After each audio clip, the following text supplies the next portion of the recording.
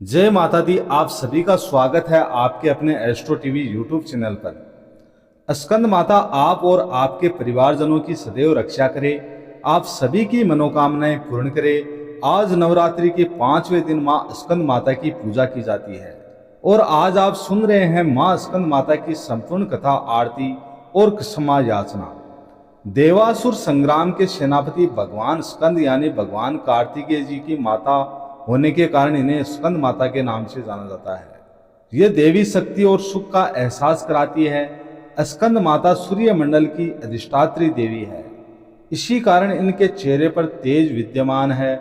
इनका वर्ण शुभ्र है। भगवान स्कंद को बाल रूप में गोद में बिठाए हुए ये देवी वात्सल्य से ओतप्रोत है।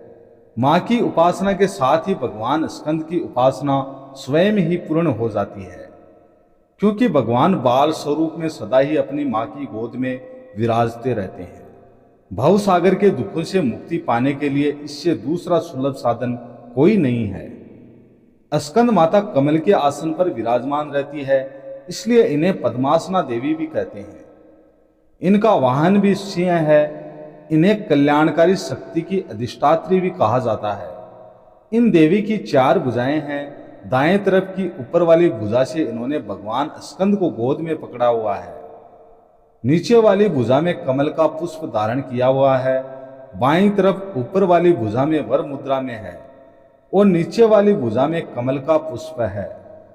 देवासुर संग्राम में तारकासुर नाम के दैत्य का वध करने के लिए भगवान स्कंद की उत्पत्ति हुई थी। प्राचीन कथा के अनुसार कार्तिकेय जी का जन्म भगवान शिव और देवी पार्वती से दूर सरकंडे के एक वन में हुआ था। उस बालक के 6 मुख थे। उस वन में भी कर्तिकाएं रहती थी। कर्तिकाओं को जब वह 6 मुख वाला बालक मिला तब उन्होंने उसका पालन किया था। इसी वजह से बालक का नाम कार्तिकेय पड़ गया। भगवान शिव और देवी पार्वती से दूर रहकर वह बालक अब बड़ा होने लगा। कर्तिकाएं बहुत अच्छी तरह से बालक का ध्यान रखती थी। एक दिन शिवजी को अपने संतान के बारे में पता चला। संतान के बारे में जानकारी मिलते ही शिवजी ने अपने सेवकों को तुरंत ही सरकंडे के वन में भेजा और बालक को लाने के लिए कहा।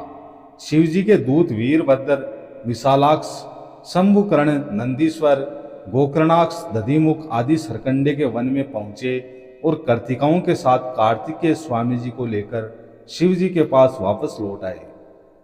कार्तिकेय जी कैलाश पर्वत पर पहुंचे तो सभी बहुत प्रसन्न हुए।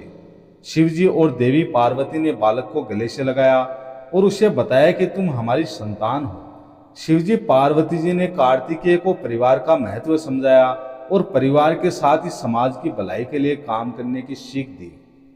तब शिवजी ने कार्तिकेय जी से कहा, तुम बहुत वीर हो, इसलिए पुत्र आज से तुम्हें देवताओं का सेनापति नियुक्त किया जा रहा है। उस समय तारकासुर नाम के दैत्य ने बड़ा आतंक मचा रखा था और उसे वरदान मिला हुआ था कि उसका वध भगवान शिव के पुत्र द्वारा ही होगा। तब देवताओं ने कार्तिकेय जी को देवसेना का सेनापति बनाया और स्कंद माता ने उन्हें युद्ध कौशल की भी शिक्षा दी। युद्ध भूमि में देवताओं की सेना बिखरी हुई थी। उनके मन में भय था, परंतु कार्तिकेय ने सबको उत्साहित किया। भय मत करो देवो, आज अधर्म का अंत होगा। संगठित हो जाओ क्योंकि विजय निश्चित है। और उनके इस प्रकार उत्साहवर्धन से देवताओं में खोया साहस लौटा। जब युद्ध आरंभ हुआ तो राक्षस सेना चारों ओर से गरजी। तारकासुर स्वयं पर्वत समान विशाल होकर रणभूमि में आया। कार्तिकेय ने अपने दिव्य भाले से उस पर आघात कर दिया। भीषण संग्राम हुआ।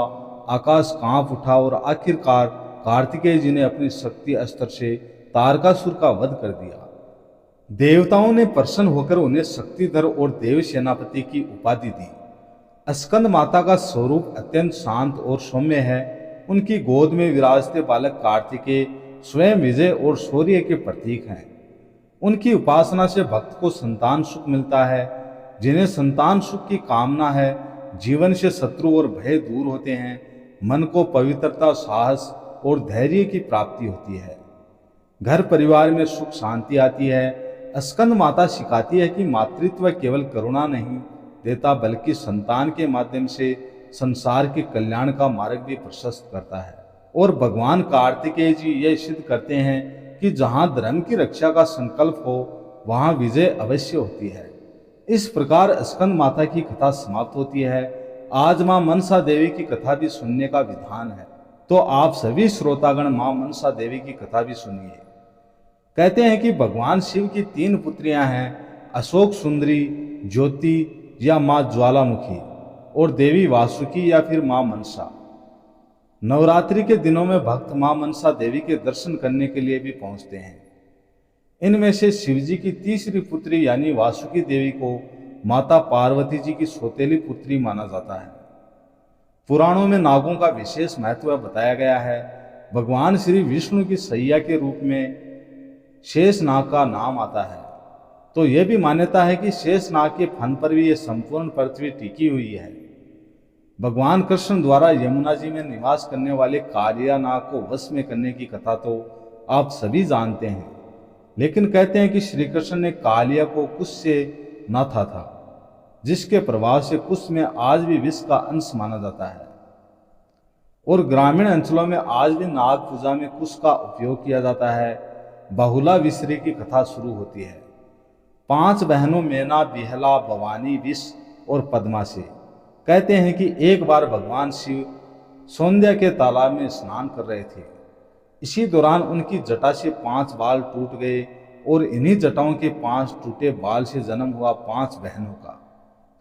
ये 5 बहनें मृत्यु लोक में अपनी पूजा कराने की इच्छा रखती थी। तब उन्होंने भगवान शिव से कहा कि हम चाहते हैं कि हमारे लिए भी लोग पूजा करें, लेकिन भगवान शिव ने मना कर दिया और कहा कि पूजा पाने के लिए देवताओं की तरह कार्य करने होते हैं, जन कल्याण करना होता है। तब उन 5 में से एक ने तो भगवान शिव की बात मान ली। अब दूसरी सोचने लगी कि पता नहीं वह लोगों का भला कर भी पाएगी कि नहीं। एक ना इधर की रही ना उधर की, यानी कि वो कोई फैसला भी नहीं कर पाई। फिर एक ने सोचा जो बहनें कर लेगी वो भी वही करेगी, लेकिन एक ने तो ठान लिया कि चाहे कुछ भी हो जाए वह तो पूजा लेकर ही रहेगी। तब भगवान शिव ने उसे अपने भक्त चांद अर्थात चांदी सौदागर के बारे में बताया। उन्होंने कहा, चांद सौदागर अगर तुम्हारी पूजा मान लेगा तो सब तुम्हें पूजा देने लगेंगे। जाओ प्रयास करके देख लो। यह सुनकर विषहरी चांद सौदागर के द्वारे चली। चारों बहनें भी उसके पीछे पीछे चलने लगी। विषहरी ने चांद सौदागर से पूजा की मांग की, लेकिन चांद सौदागर ने इसे ठुकरा दिया। इस अपमान से क्रोधित होकर विषहरी ने बदला लेने का निश्चय किया। वह जब जो चाहे भेष बदल सकती थी, तब उसने एक ब्राह्मण का वेश धारण किया और चांद सौदागर के पास जाने लगी। चांद सौदागर ने देखा कि ब्राह्मण तो निसंतान है और उसे सम्मान तो देता था, लेकिन मन से नहीं मानता था। कुछ दिनों तक विषहरी बना ब्राह्मण चांद सौदागर के पास जाता रहा, उसने वार्तालाप करता रहा। अब चांद सौदागर उसे सम्मान तो देता था कि वह एक ब्राह्मण है, लेकिन मन से नहीं मानता था। और फिर वो ये भी नहीं जानता था कि यह ब्राह्मण विषहरी ही है। और जब विषहरी ब्राह्मण चांद सौदागर के पास से चला जाता तो जिस जगह पर वह ब्राह्मण बैठा करता उस जगह पर बैठने की जगह की मिट्टी को हटवाकर वह सौदागर गोबर से लिपवाता था। यह अपमान उस शहर को और भड़काने वाला था। अब तो उसने चांद सौदागर को निसंतान बनाने का निश्चय कर लिया। चांद सौदागर के 6 पुत्र थे। एक एक करके विष ने उनके विवाह की सुहागरात में सरप भेजकर उन्हें डसवा दिया, जिससे उनकी उसी क्षण मृत्यु हो गई। चांद सौदागर की 6 बहनें इस तरह विधवा हो गई और उसका घर शोक में डूब गया। वह शहर जो अब भी ब्राह्मण के भेष में ही थी, मन ही मन इस दुखद स्थिति पर प्रसन्न थी। कुछ समय बाद चांद सौदागर को एक और पुत्र की प्राप्ति हुई, जिसका नाम रखा गया बाला लखंदर। अपने 6 पुत्रों की मृत्यु के दुख से ग्रस्त चांद सौदागर अपने 7वें पुत्र का विवाह ही नहीं करना चाहता था, लेकिन अब की बार विषहरी ने ब्राह्मण भेष में उसकी मति फेर दी और किसी तरह उस पुत्र का भी विवाह करने के लिए राजी कर लिया। और फिर बाला लखंदर का विवाह बिहुला से हुआ। बिहुला एक समझदार और साहसी स्त्री थी। वह चांद सौदागर के 6 पुत्रों की मृत्यु का रहस्य जानती थी। उसने अपने पिता बेचू शाह से कहा कि बाला लखंदर के साथ भी वही होगा जो उसके अन्य जेठों के साथ हुआ। उसने उपाय सुझाया कि एक ऐसा घर बनवाया जाए जिसमें एक भी छेद ना हो, ताकि सांप प्रवेश ना कर सके। चांद सौदागर ने कारीगरों को कड़ा निर्देश दिया कि यदि घर में एक भी छेद हुआ तो उनके पूरे परिवार को मृत्यु की सजा दी जाएगी। लेकिन अब की बार भी विषय ने अपनी चाल चली। उसने एक कारीगर को लालच देकर एक छोटा सा क्षेत्र छोड़ने के लिए तैयार कर लिया, जो कि आसानी से किसी को भी नजर ना आए। जब घर तैयार हुआ, चांद सौदागर ने उसे अच्छे से निरीक्षण किया। उसे कोई कमी नजर नहीं आई। इधर बेहला जब ससुराल आई तो उसने अपने मायके से एक कुत्ता, एक बिल्ली, एक नेवला, एक गरुड़ और एक घोड़ा और अगर चंदन की लकड़ी भी साथ में रख ली। चंदन में यह गुण था कि श्रवदन से मृत व्यक्ति को जीवित किया जा सकता था। लेकिन विषहरी की चालाकी के आगे की सारी सावधानियां बेकार साबित हुई। शादी की पहली ही रात में जब बेहला और बाला लखनदर गहरी निंद्रा में थे तो उस समय विषहरी ने उस छोटे से छिद्र से एक पतला सांप भेजा। यह सांप बेहला की बहन थी, जिसे विषहरी ने डरा धमकाकर भेजा था। यह वही नागिन थी जिसने शिवजी की लोक कल्याण वाली बात मान ली, लेकिन अपनी ही बहन विषहरी के डर के कारण वह बाला लखनदर को डसने पहुंच गई। अब इधर नागिन ने सोते हुए बाला लखनदर को डस लिया और वह मृत्यु को प्राप्त हो गया। बेहला तो गहरी नींद में थी और उसकी नींद भी विषहरी की माया ही थी। जब बेहला की नींद खुली तो उसने अपने पति को मर्त पाया। उसका हृदय दुख से फटफड़ा और वह जोर जोर से रोने लगी। उसकी बहन जिसने बाला लखनदर को डसा था वह वहीं पलंग के नीचे थी और बेहला को सांत्वना देने लगी। उसने कहा, रो मत बहन, मैं अभी तुम्हारे पति को जीवित कर सकती हूँ, लेकिन इससे विषहरी की दुर्गति नहीं होगी। वह तुम्हारे 6 जेठों की हत्या का जिम्मेदार है। तुम्हें उससे बदला लेना है। धैर्य रखो और अपने पति के शव को लेकर इंद्रलोक में जाओ। अब से तुम मुझे अपनी बहन ही मानना और समझना। तब बेहला ने अपनी बहन की बात मान ली। उसने बाला लखनदर का शव, 2 मटकी दही, 4 केले के पौधे और अपनी बहन यानी नागिन को अपने जोड़े में बांध लिया। उसने बिल्ली को भी साथ ले लिया और गंगा किनारे पहुंची। वहां उसने केले के पौधों से एक बेड़ा बनाया, उस पर अपने पति का शव रखा और इंद्रलोक की ओर प्रस्थान कर गई। वह बीच बीच में शव पर दही का लेप लगाती रही ताकि वह खराब ना हो। बीच बीच में बिल्ली से दही चटवाकर शव को साफ करती और फिर नया लेप लगाती।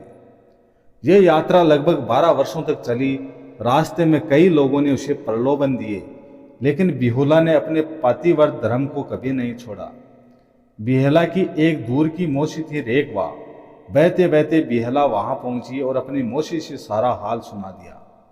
तब रेखवा ने उसे सलाह दी कि वह इंद्रलोक जाए, लेकिन रास्ते में नेतिया धोबन से सावधान रहे, जो कि एक राक्षसी है।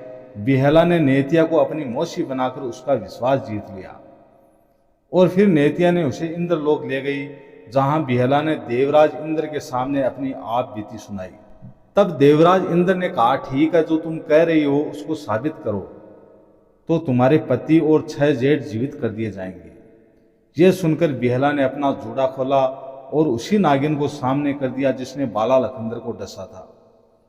फिर उसने कहा कि इस नागिन से ही सारा सच सुन लिया जाए और नेत्या धोबिन से भी पूछ लिया जाए कि मेरे जेठ कहाँ हैं।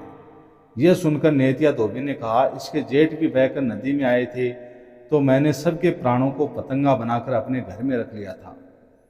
यह सब सुनकर इंद्रदेव क्रोधित हुए और उन्हें विषहरी को बुलाने के लिए दूत भेजे। दूत विषहरी को पकड़कर ले आए। फिर नागिन ने विष के सामने सारा रहस्य खोल दिया। इससे विषहरी को काटो तो खून नहीं, लेकिन अब वह कहकर भी कुछ नहीं कर सकती थी। देवराज इंद्र ने बेहुला के जेठों और बाला लखनदर को जीवित कर दिया और बेहला ने विषहरी को सजा देने के लिए उसे डोरी में बांधकर अपने साथ ले लिया। रास्ते में उसने उन लोगों को भी सजा दी जिन्होंने उसे प्रलोभन दिए थे। फिर इस तरह बेहला अपनी नगल रोटी, अपने पतिव्रत और अपने शित्व के बल उसने चांद सौदागर की नष्ट हुई संपत्ति को फिर से पा लिया।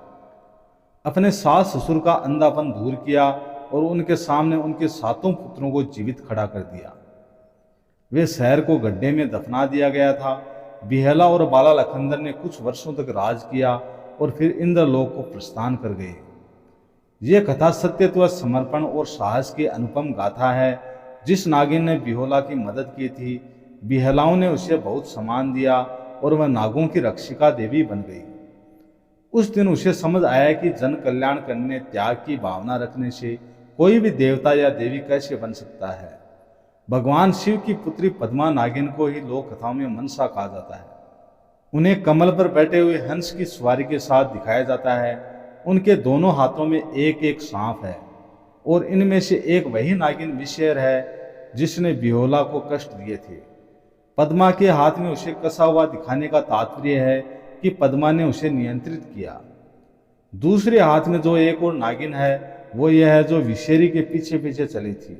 सिर पर छत्र बनकर भी एक नागिन है। ये वो बहन है जिसने सोचा कि जो बड़ी बहनें करेंगी वैसा ही वह दिखेगी। एक नागिन पैरों के नीचे है जो ना इधर की रही ना उधर की। इस तरह ये 5 बहनें एक साथ देवी मनसा का पूर्ण स्वरूप मानी जाती हैं।